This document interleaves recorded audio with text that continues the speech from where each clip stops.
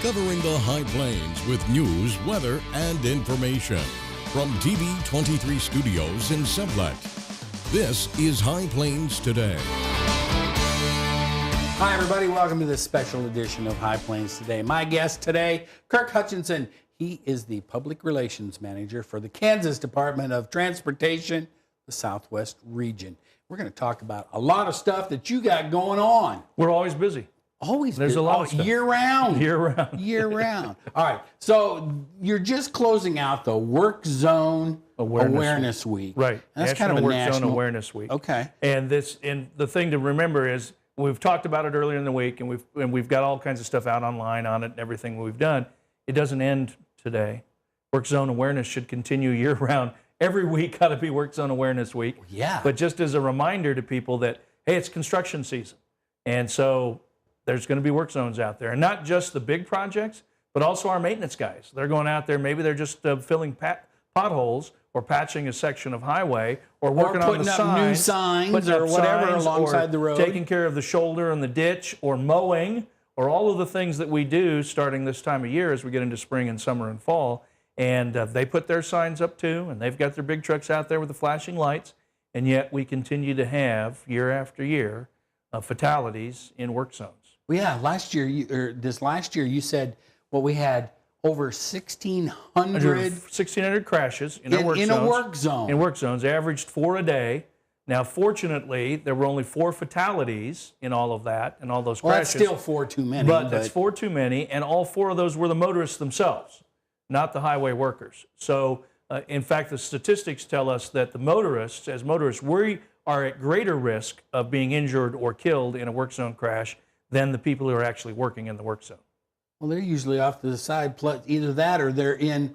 Or you're really not going to take heavy on equipment. that big construction equipment. No. Or even your stuff that you guys use. I mean, you have, what are they, the attenuators? Attenuators on the back of trucks. Yeah, those long deals that stick out off the back of their dump trucks. Right. So if you insist with the big lit up sign. Yep. If you insist on running into one of those, at least the attenuator will take the energy of the crash. Well, you had 5 or 6 of those hit last year? Right. Right. So they did their job. Wow. Well, yeah. But if we as drivers would do our job, those crashes wouldn't happen.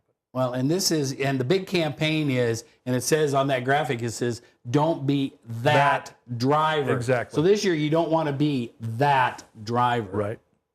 And the other thing, we didn't talk about, though, is, fines double in work zones. They do.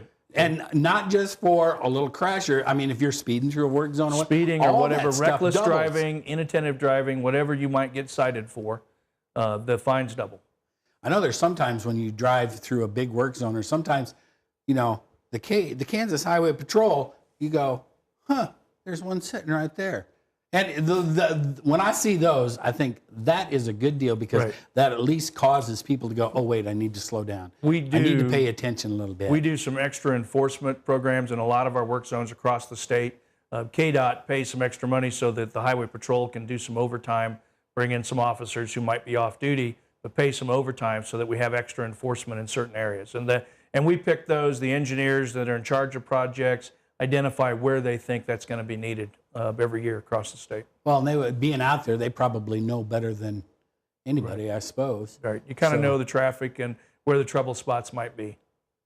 So, and the other thing is, and we're not just talking about, this is the high point of the construction season as spring rolls around through the summer. Once we get into April and then up through October, this is busy time.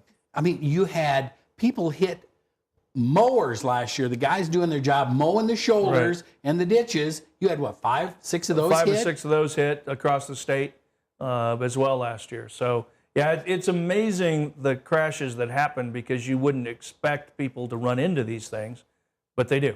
Wow.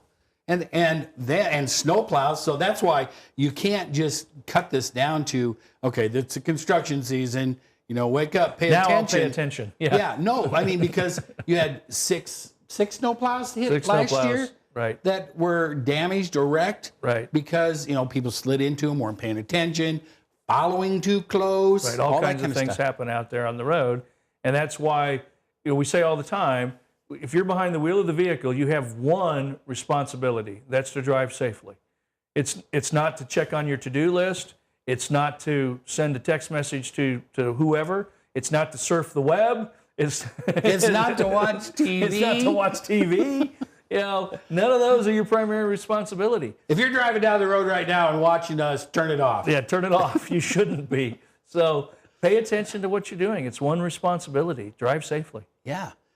Because there's, I mean, you know, those people that go to work every day for KDOT and on the construction companies Right. that contract to the Department of Transportation. Right. I mean, they want to go home at night too, safely. And law enforcement, the highway patrol workers that are out there, the officers that are out there, if they've stopped somebody along the side of the road and they're doing their job, that's one of the most dangerous times for them because they're vulnerable out there on the road. And highway patrol troopers get killed. It happens, unfortunately. And that's why we have the move over law in Kansas that was passed several years ago. Started with the highway patrol troopers to protect them, to protect law enforcement, but then emergency vehicles, it's been expanded to include emergency workers, utility workers, and construction workers and highway workers out on the road, that where it's safe, slow down, move over, give them room to work. That's why that law exists, because too many times the people doing their jobs along the side of the road have been struck and killed or injured because of mistakes drivers make. Yeah, okay.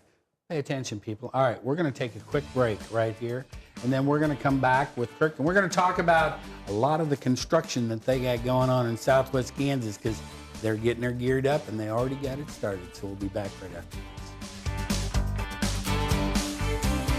this. You're watching High Plains Today on TV23 with host Chris Jewell.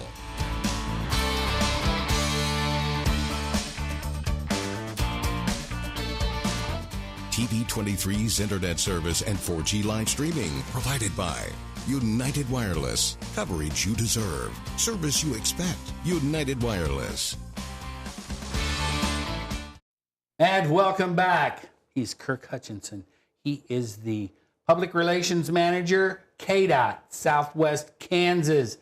And we're talking about the construction that is getting started. It's getting geared up. Well, no, it's not getting geared up. It's already started. It's started. We got work going all over Southwest Kansas, all over the state, in fact, but Southwest Kansas. So we're busy already. Folks in Southwest Kansas, if you've driven US 83, and most of us do at some point, have figured out there's work going on US 83. That's a big project. We got a lot of work this summer on US 83.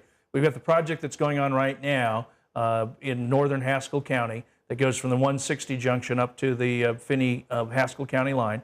That's what we call a preservation project, a mill and overlay in this case, and they're taking about 1.5 inches of asphalt up and then putting down new asphalt on top of that. And that project, the paving part of that's pretty close to being done.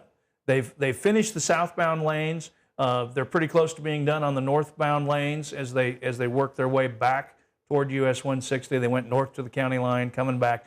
Pretty close to being done with the paving part of that. Then there's some shoulder work that has to be done, some other cleanup work, striping eventually, rumble strips, all that extra work that will get done over time. But the big part of that's close to being done. Oh, really? I guess I need to get out more because I hadn't been up there. And that was, what, about 10, 11 miles worth that they've done? About 10, 11 miles of highway that we're resurfacing there that needed to be done, had been needing it for a long time, and we managed to get that project in this year. So a big and important project, just because 83 carries a lot of traffic and a lot of heavy traffic, truck traffic up and down that road, and that's hard on a highway. And it seems like 83 is a main corridor for oversized loads, It is, because a lot of those oversized loads are not staying in Kansas. A lot of them are going out of state, passing through Kansas. So 83 becomes a part of that route for between Nebraska and Oklahoma if they're coming one direction or the other.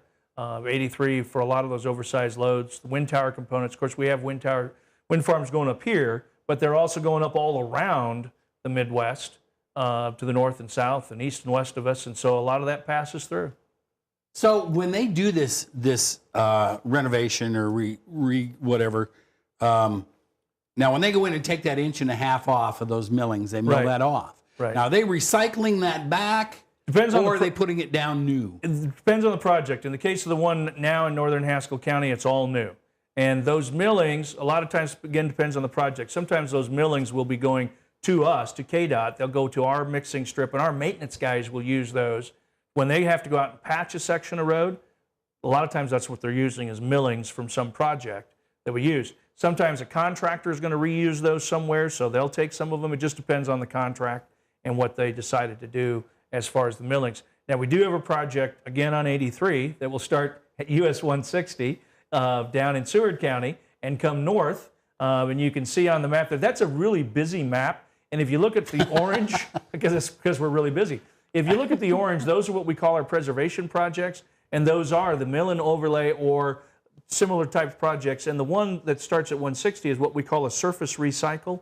And that's kind of an amazing thing to watch because they do it all with this train of vehicles, this train of equipment. I've seen those. And they will come through, and the first vehicle is heating up some of the asphalt. Yes. And then they mill it, and then the next one comes along, heats it up again, and they mill a little more, and they heat it up and mill it, and eventually they just scoop all that back up, recycle it, and put it back down with fresh oil. It's like there's 6 or 7 vehicles. There's a whole bunch of vehicles. All hooked there together. Yeah. And if you see those, it's really amazing because there's these big tank-looking deals, Right. and they're all on these trucks, and it's just sitting on the ground. They're just going along real slow, and the old goes in, and the new comes out the back, and they just keep going. And that's all recycled material. Now, in a lot of our mixes, like the typical mill and overlay, there might be a certain percentage of recycled asphalt, but what we call the surface recycle, it's all recycled material.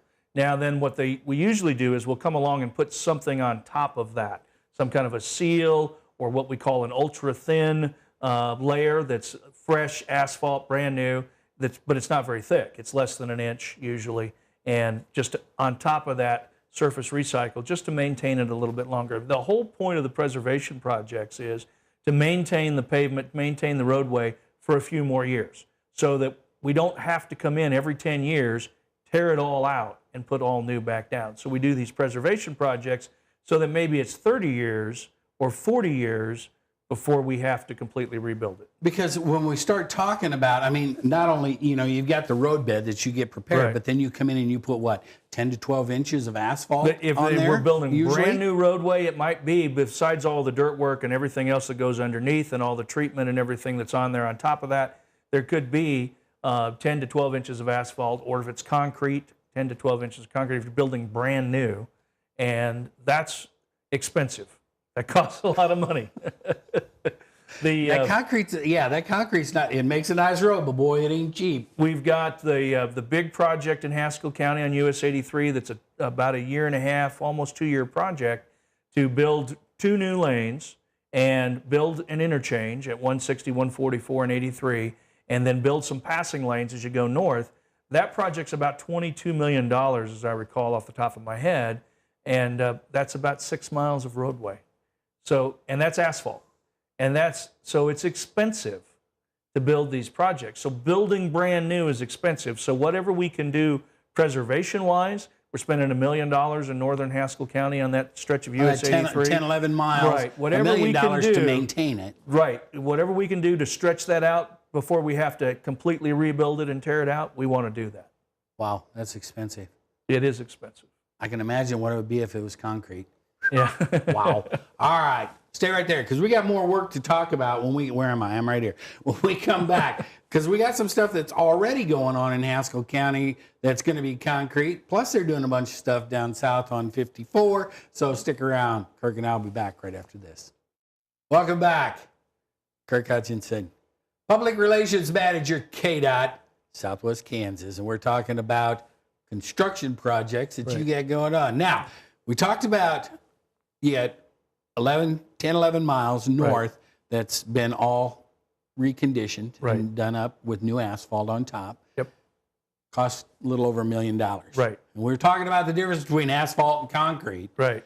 And then here at the intersection of 56 and 83.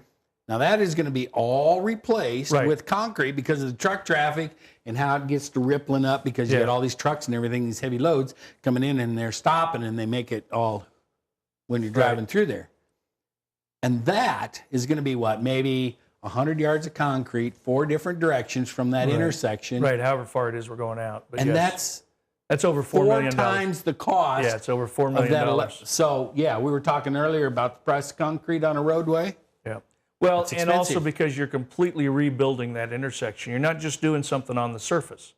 And that's why we try to do a lot of these preservation projects and do the surface work, is because that's much less expensive than completely tearing it out and going all the way down to the dirt, start over.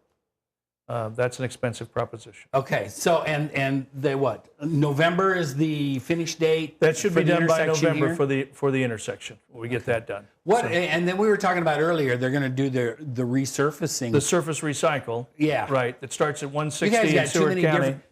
You look at this map. They got about 50 different codes for stuff Right, on there. right. Well, It's making me crazy. If you look at the map, the orange I said is the preservation project. The big red cross there at Sublet, that's the intersection. That's the intersection. We're rebuilding 56 that. and 83. And just as a side note, there's an intersection over there in Clark County, the Sitka Junction, as most people know it, at 34 and 160. We're rebuilding that as well, which should be done shortly. And that's a project that moves that intersection a little bit to the south. Takes out, if you've driven that stretch of road, you know there's a hill directly east of that intersection, and that's been a safety concern for a number of years. Okay. But taking out a hill and rebuilding a roadway, that's Yes. expensive. Oh, yeah. So what we've been able to do is put together some safety funds, basically, safety improvement funds, and slide that intersection a little bit to the south, take out a portion of that hill instead of the whole hill, and that should improve the sight distance enough that we're going to eliminate some of those safety concerns right at that intersection. You'll actually be able to see what's coming. Ooh, that'd be which good. would be good. All right, so they're about done. You know, they just got some cleanup stuff. We Right. talked about up here north from Right. the Finney-Haskell County line coming south Right. to the 160 junction. And when they start on the resurface recycle Right. down here at 160 south in Seward County coming north, now how long will that take them? It depends on it. It'll probably take several weeks. All these projects have a certain amount of working days, so it will take several weeks. It just depends on when they get started with that project, when it'll be. And they don't have a start date specifically for that project. Okay, all right. But when you come up on these resurfacing stuff, you can expect delays of about 10, 15 minutes. 10, 15 because minutes. It's going to be one way, both, Right. and you're going to have a pilot car. Right. We have a pilot car. It's 10, 15 minutes, and if it's a busy highway, and if you've driven US 83 during this project in northern Haskell County, you've already experienced this. We keep the wait. The wait might be 10, might be 15, but by the time all that traffic clears, you've probably added another 3 or 4 minutes Sure. to the wait time, and we don't want to do that. But it's just the reality is it's a heavily traveled road. Yes, it is. And there's a lot of traffic out there. And so when we do those kind of projects on US 50 or US 54, you run into the same thing. All right, so now you brought it up. This is a good segue. You're good at this. US 54 down, starting Right. east of Liberal, Right. out around Arcalan Park, Right. and the The river ethanol plant. and the ethanol plant. Right. Now they've started dirt work on that Right. out around the ethanol plant, right? Right. They've started the dirt work on that project. That's one segment of 3. In the end, there will be about 10 miles of 4-lane highway, basically from the river back to the west, because we'll build a new bridge over the river, so it'll be 4 lanes across the Cimarron River. And this is kind of the middle segment. And we'd already had some preliminary design work dealing with the entrance into the ethanol plant, so we could pull this segment out and get it let to contract this year and get it started this year, because the other 2 segments will be about 2018 before the design work's all done, right-of-way work is done, and they'll be ready for construction. So we've got this, it's about a 3-mile stretch of US 54 that'll be 4-lane, and right now all the work is off. It's all new alignment, what we would call new alignment there, where we are moving the highway, and so replacing what's there now. And so that work has started. It'll continue on through this year and through 2017, and should be done by the end of 2017. So we'll have a 4-lane stretch, divided highway, what we call an expressway, which means there are at-grade intersections and no interchanges. And then because we're shifting the highway to the south a little bit, that should provide a longer entrance into the ethanol plant before you get to the railroad tracks. So that should prevent the trucks from Get that piling up truck out on the traffic highway. piling up out on the highway right. if there's a train or whatever waiting Right. to get into the ethanol plant. Right. So it should that's be a gonna nice help. improvement. Yeah.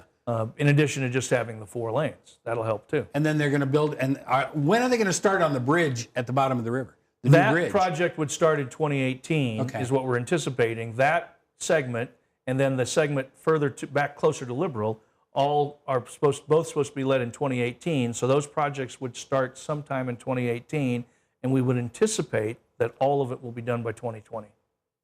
And if you have any questions on this stuff, you can go to the KDOT website. Right. You can go, what is it? We've got a couple of different places. Candrive.org all right. tells you where the work zones are now.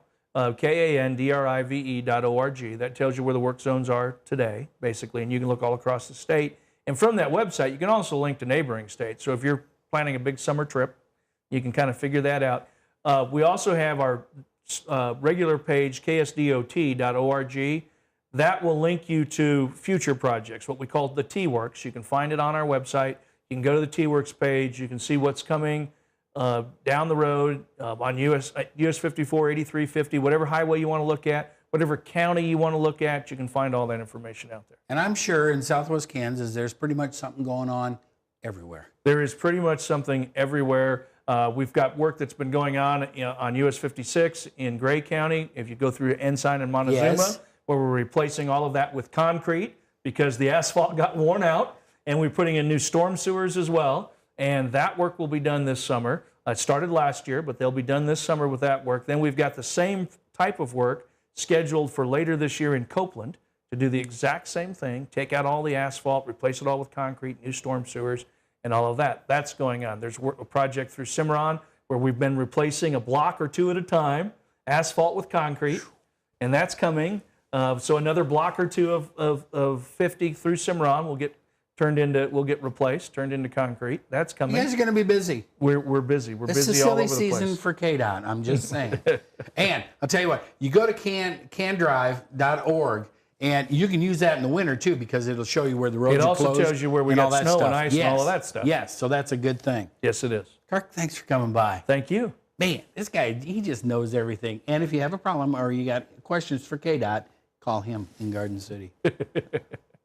Kirk, I appreciate you. Thank you. We get further into the summer, you have to come back and tell us how we're doing. All right. All right. And that's the show for today. Tune in and see us next time. Keep up to date with the latest information from TV23 on our Facebook page, KDGL TV.